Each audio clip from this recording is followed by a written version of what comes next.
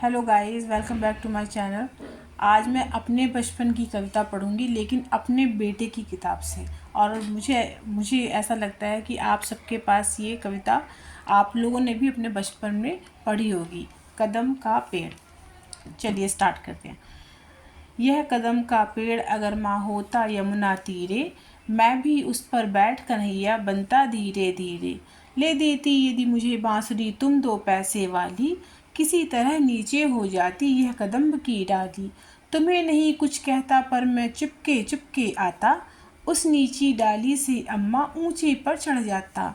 फिर बैठ वहीं बड़े मज़े से मैं बांसुरी बजाता, अम्मा अम्मा कह बंसी के स्वर में तुम्हें बुलाता। सुन मेरी बंसी को माँ तुम इतनी खुश हो जाती, मुझे देखने काम छोड़कर बाहर तक तुम आती।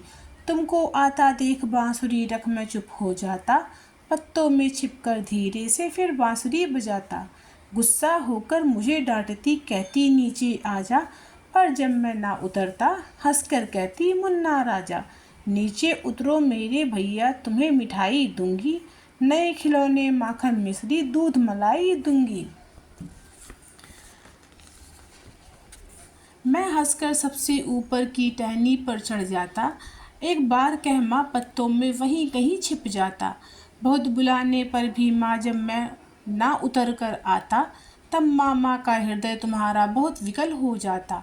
तुम आंचल पसार कर अम्मा वहीं पेड़ के नीचे, ईश्वर से कुछ विनती करती बैठी आंखें मीचे। तुम्हें ध्यान में लगा देख मैं धीरे धीरे आता, और तुम्हारे फैले आंचल के नीचे छिप जाता।